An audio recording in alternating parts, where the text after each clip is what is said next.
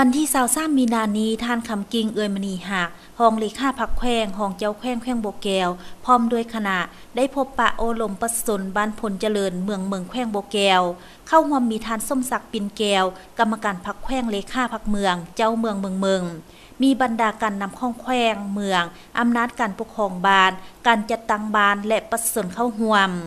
ท่านคำจันทร์ในบ้านผลเจริญได้รายงานสภาพการจัดตั้งปฏิบัตินำพาประสนภายในบ้านโดยย่อบ้านผลเจริญมีพลเมืองทั้งหมด276คนหญิง313คนมี54หลังคาเรือนมี60ครอบครัวเป็นชนเผ่าอาคาทั่วบ้านมีเนื้อที่นาและเนื้อที่ไฮเนินสูงทั้งหมด23เฮกตาร์ผลผลิตใด173ตนเฉลี่ยข้าวเปลือกใส่หัวขนผู้หนึ่งใด500กิโลต่อคนต่อปี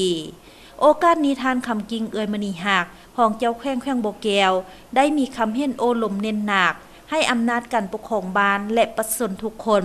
จงพร้อมกันเอาใจใส่ต่อเวียกงานเศรษฐกิจการปลูกการเลี้ยงเพื่อเฮ็ดให้ทุกครอบครัวภายในบ้านได้มีอยู่มีกินและหลุดพ้นออกจากความทุกข์ยากสืบต่อเพิ่มผลผลิตผลเฮ็ดให้ชีวิตการเป็นอยู่ของตน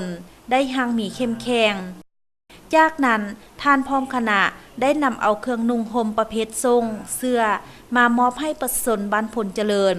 บ้านหัวน้ำคาและบ้านห้วยถาดเมืองแขวงโบแก้วทั้งนี้ก็เพื่อเป็นการอบอุ่นจิตใจให้กับประชาชนบรรดาเผ่าได้มีกำลังใจในการสร้างเศรษฐกิจครอบครัวให้เข้มแข็งนับมือไล่ขึ้นในวันเดียวกันท่านพร้อมด้วยคณะนำข้องแขวงเมืองได้สืบต่อไปเบิ่งโรงงานผลิตสาอยู่บ้านโพนสว่าง